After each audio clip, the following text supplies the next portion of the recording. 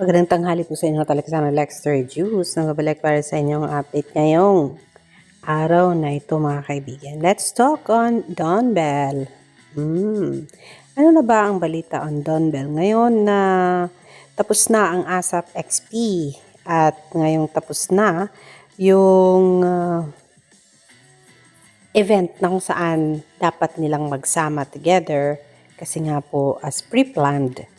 Nung pinlano kasi yung ASAP XP ay meron pa namang Don Bell na love team. So ngayong sila na mismo nagsabi na hindi naman sila pinaghiwalay ng admin, pero sila management. Pero sila mismo nagsabi na they want to go solo dahilan sa mga personal reasons. They want to improve more as individual artists. So dahil dyan na nang dahil dyan, walang choice ang mga followers nila. Kundi, suportahan sila both as love team before and as individual artists sa ngayon. So dahil dyan, ramdam ng Don Bell fans ang pagkawala ng Don Bell, mga kaibigan. Dito muna tayo kay Donnie Bell. Sabi niya, for those bubblies and solids who are available, please do watch 3 p.m. Donnie's and Bell's Can't Buy Me Love sa Kapamilya Online. Sabi niya, any updates naman dyan, my mains, #DonBell. Hindi ba kayo nabaha? Meron pa dito, okay, rewatch daw niya ang Can't Buy Me Love. Na-miss na daw nila si Donnie and Bell together. And that chemistry is top tier. Pero wala tayong magawa dyan kasi sila mismo ang may kagustuhan na they want to go solo.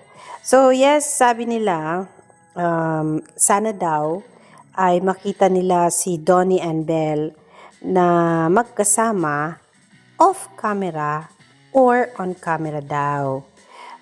Na-miss na daw nila yung era, sabi nila. Missing tayo sa wakas era, yung pagbukas ng X, daming ganap, puro Don Bell ang nasa feed. Lahat ng fandoms nagre-ready para sa mga black screen, nakaabang sa mga promos and mall shows. Ngayon, wala na daw. Sabi ni Lara, one of the sweetest things to witness is seeing Bell embraced not just by Donnie, but by the people who matter most to him. Family love is always special, sabi daw ng ganon.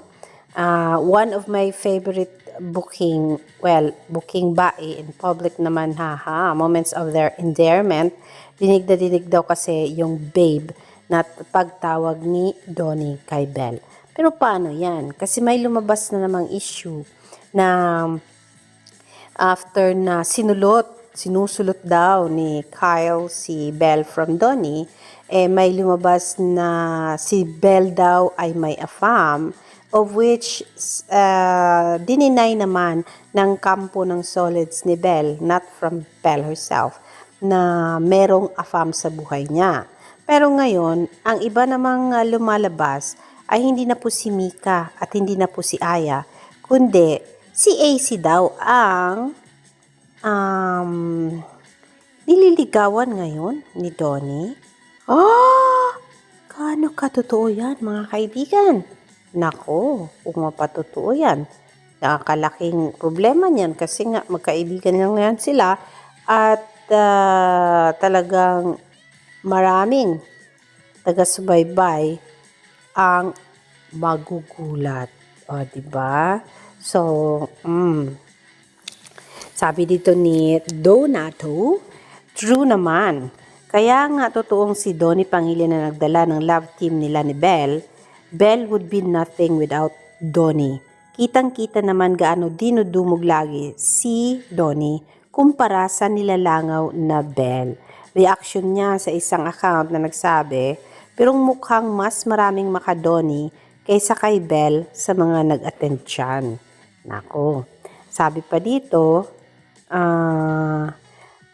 Donnie Pangilinan, si Alexa pala bet mo. Naku. O di, akala ko ba si AC? Ngayon si Alexa naman. Sabi dito, cringe. Sobrang papansin ni Bell Mariano kay Donnie Pangilinan. Sa ASAP XP daw to. Donnie clearly don't want anything to do with Belle anymore. Habol pa rin ng habol si Belle kay Thierry, sabi niya dito. Sabi niya pa, Donnie really doesn't care about Belle anymore. Well, because Belle's no longer of any use to him anyway. He was never genuine with Donnie Pangilinan towards Belle. It was all for money and work. He was even sweeter to Alexa back during that ASAP Australia thing daw.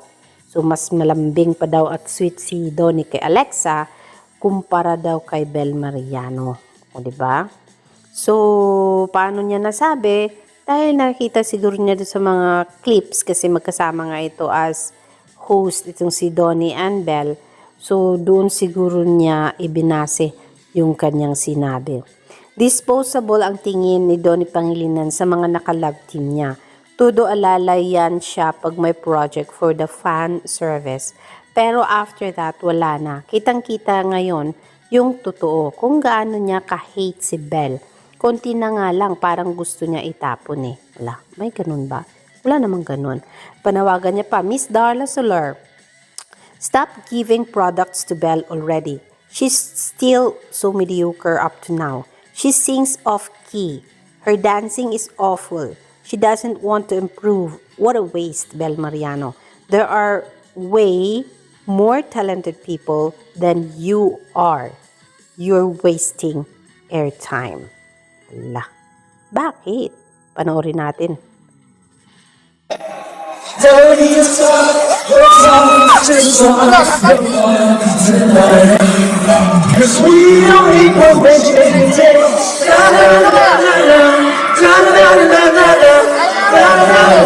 I said you're holding tight. She said shut up and dance with me. This woman was destiny. She said shut up and dance with me. She took my arm. I don't know how it happened. He took the glory. She said. So, yun ang sinabi niya na ayaw daw niya kay Belle, mediocre daw, off-key, hindi daw marunong sumayaw. Sabi niya, can it? It can.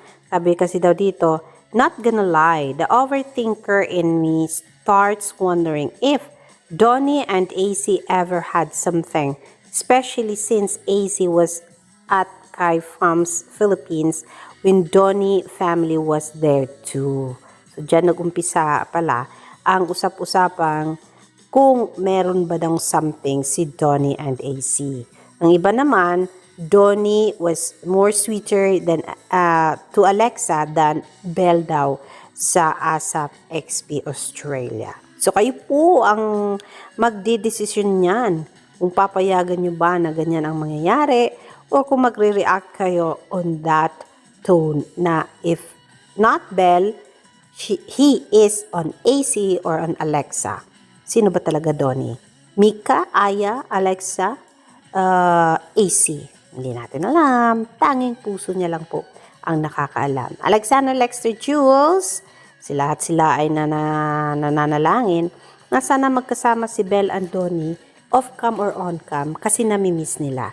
That is the same feeling na naramdaman ng Mayward noon when binuwag ng management yung love team ni Maymay and ni Edward kasi isa sa kanila ay nagsabing ayaw na nila ng love team at they want to go solo. So, that's the latest. Tawag dito. Sabay-sabay tayong mangarap na lang kasi I like Donnie and Belle kasi nga yung ibang karisma nila when they're together. But then, of course, respeto tayo sa mga desisyon nila kasi ayaw na nila at gusto nilang mag-solo. Alexander Lexi Juice, magandang hapon po.